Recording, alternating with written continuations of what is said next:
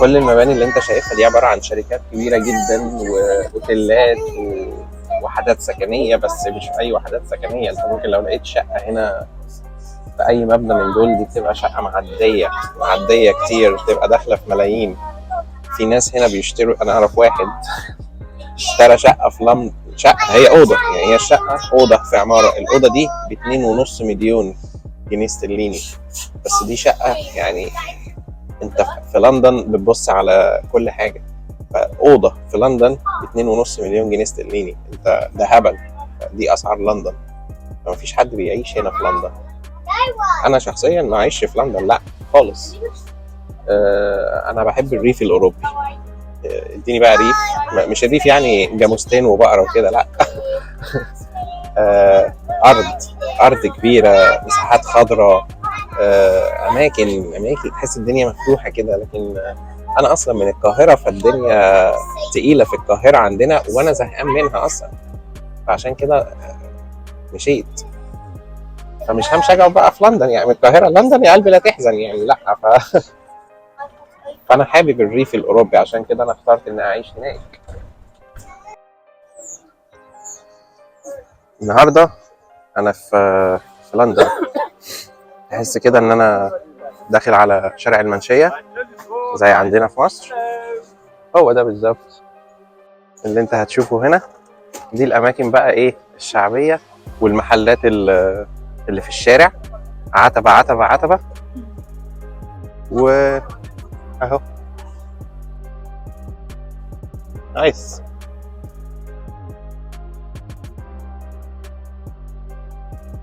تلاقي بقى ايه جلابيات وعبايات وطرح ب2 جنيه. ها، تلاقي كوتشيات، وهيقول لك عليها انها ماركه، وهيقول لك ان هي جايه من المصنع عليك انت على طول. انا طبعا النهارده هنا معايا العيال، انا مش لوحدي في لندن، انا معايا العيال وجايين نقضي اليوم هنا، وهنفطر في لندن. بس قلت افرجكم على شويه الحاجات اللي عندنا دي، زي العتبه كده، عشان ايه تتفرجوا. بص مثلا هتلاقي اهو زي المحلات اللي عندنا في مصر، الهلال والنجمه الذهبيه. بص اهو، بس هو بقى ما اسموش الهلال والنجمه الذهبيه، هو اسمه سيلكشن اهو. وبص هتلاقي اهو، افتح لك البتاعه بص بص بص بص، يعني هنا بقى الهدوم ايه مرميه كده بكيلو، انت بقى بتختار وتنقي، واللي يعجبك خده. يفتح لك الكيس بتاع العلبه، ويقوم نافضها كده في الهواء، ويقول لك ايه، ها يلا شوف انت عايز تاخدها بكام. بص، وفي هنا عربيات زي العربيه بحمار اللي عندنا في مصر. بص، وده محل سجاد،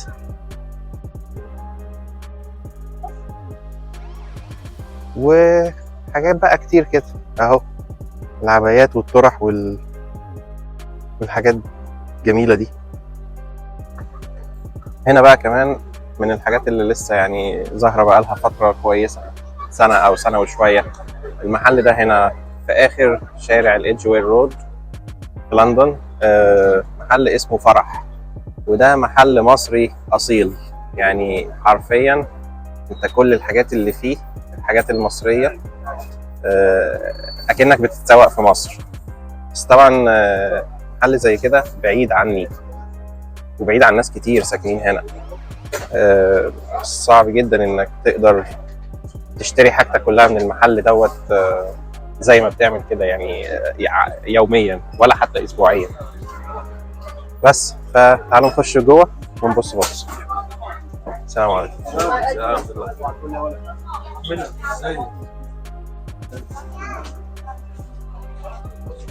العجوة، بلح عجوة، وادي كل البلح العادي بتاع رمضان.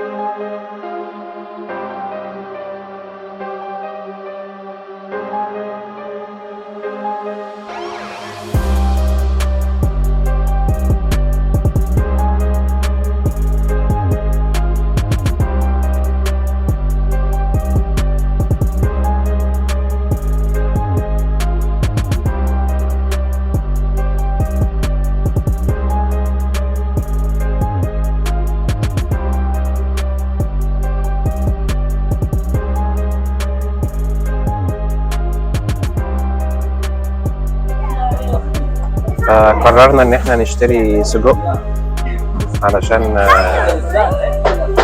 السجق ده ما صعب انك تلاقيه عندنا. احنا خلصنا لهم اللي هنا تقريبا علشان خاطر يعني احنا مش هنيجي هنا كتير، ما بنجيش كل يوم، فقلنا يعني نجيب كله بقى وخلاص. شوف لنا كل اللي عندك قد ايه وهناخدهم يعني. موضوع الاكل ده في انجلترا حاجه رخمه. ليه بقى؟ لانك انت دايما يعني احنا كمسلمين بندور على موضوع الاكل الحلال، وخصوصا الفراخ واللحمه والحاجات دي. فحته انك تلاقي اكل حلال محدش متاكد منها، عشان اكون صريح معاكم. وسيبك بقى من الناس اللي يقول لك لا انا بشتري حلال ومن محل وبتاع. هو القصه كلها ايه هو الاكل الحلال؟ يعني انت بتقول لي عايز اكل حلال، ايه هو الاكل الحلال؟ اولا هي حاجه واحده، الاكل الحلال هي انها تكون مذبوحه بسكينه ونزل منها دم بس. ماشي، هي دي قصه الاكل الحلال. يعني ما يكونوش مثلا بيكهربوا الفراخ مثلا، ولا بيعدموا الجاموسه بيشنقوها، ولا لا، لازم تكون اتذبحت ونزل منها الدم اللي فيها بس. هو ده الاكل الحلال. هنا في انجلترا علشان اكون صريح معاكم، 3/4 الاكل اللي موجود والفراخ واللحوم والحاجات دي كلها اللي موجوده في 3/4 انجلترا هي كلها مذبوحه على الطريقه دي، لان هم هنا في انجلترا بيذبحوا بالسكاكين في معظم الشركات ومعظم الاماكن. تمام، فالموضوع مش ما هوش قصه مش حلال يعني، لا هو حلال مفيش اي حاجه. عشان اكون صريح معاك واجيب لك الموضوع من الاخر، ماشي؟ القران هقول لك اول حاجه اهو ايه من القران. ربنا قال لك في القران في سوره المائده اليوم احل لكم الطيبات وطعام الذين اوتوا الكتاب حل لكم وطعامكم حل لهم. اوكي، فاكلنا حلو ليهم واكلكم حلو لينا. انا مش هفسر لك الايه، ولكن مين هم الذين اوتوا الكتاب بقى؟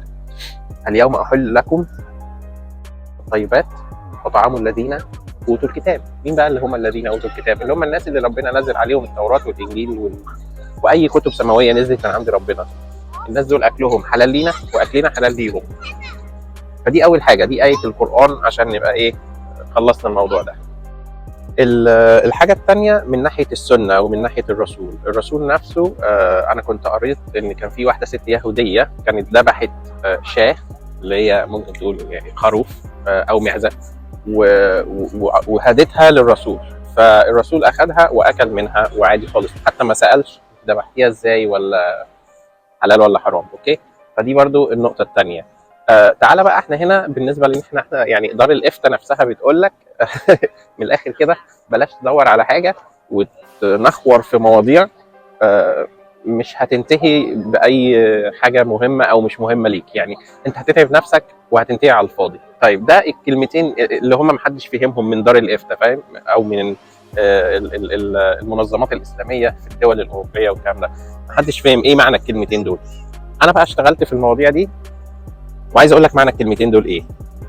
معنى الكلمتين دول ان انت هنا في انجلترا وفي دول اوروبا كتير، والكلام ده انا بتكلم يعني على مستوى العالم. اوكي، بلاد لا هم مسلمين ولا يعرفوا اي حاجه عن الاسلام ولا سمعوا اصلا عن الاسلام، ولكن بيذبحوا وبيطلعوا فراخ حلال ولحمه حلال بتتورد وبتتبعت للدول الاسلاميه. اوكي، طب احنا ازاي الناس دول ذبحوا وبعت لنا؟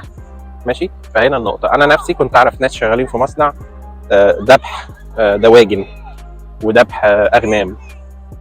فالمصنع والناس صحابي واللي انا كنت اشتغلت معاهم فتره واللي هم كانوا لسه شغالين هناك لحد دلوقتي، ان هو اللي بيحصل ايه؟ الفراخ واقفه كلها والسكينه بتنزل على رقبتهم كلهم بتقطعها، وهم حاطين سبيكر في الاوضه دي، السبيكر ده بيقول بسم الله الرحمن الرحيم، بس كده تبقى الذبح حلال. تمام، لان اصلا اللي بيذبح الفراخ واللي بينضفوا الفراخ واللي بيقطعوا الفراخ ناس 75% منهم بولنديين و25% الباقيين من بقيه دول اوروبا.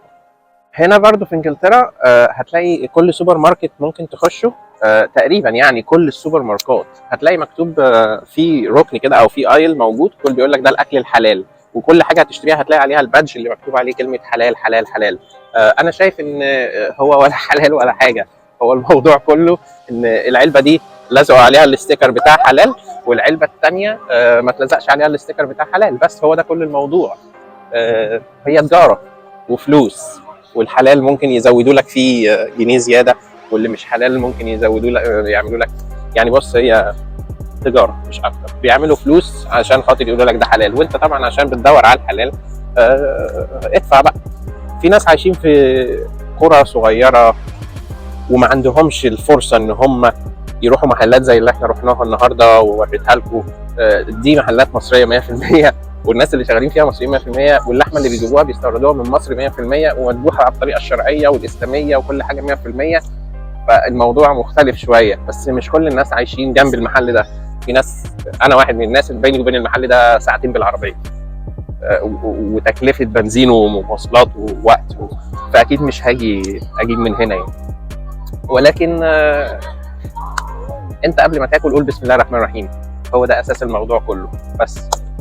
فالموضوع فيه جدل كتير، وانا شخصيا بحاول ما اخشش في جدال، لكن اللي انا قلته لك في الفيديو ده رايي الشخصي، اوكي؟ مش لازم تعمل بيه خالص لو مش مقتنع بيه، ده حاجه ترجع لك. ولكن انا عن نفسي اديني ورك فرخه وكوبايه شاي وانا هبقى سلطان زماني، انا كده 100 100. ولو يعني عايز تبسطني قوي اعمل بقى اكله جنبهم، يعني شويه رز شويه طبيخ، بس خلاص. لا هسالك جبت الفرخه منين، ولا هسالك جبت الشاي منين. بس هو ده بقى هابي رمضان. الناس كلها في انجلترا السنه دي عمالين يقولوا لك هابي رمضان هابي رمضان. هو ده هابي رمضان، وهو ده الشارع الوحيد اللي حاطين فيه الزينه بتاعت رمضان وشويه النور دول. هي مش زينه، هو النور بس. وبس على كده. فما تحاولش تلف تاني في لندن ولا تتعب نفسك. هو الريجنت ستريت وبس على كده خلاص. كل سنه وانتم طيبين. يلا بقى نروح ناكل عشان انا اليوم كله بجد خلاص انا تعبت. يلا ناكل.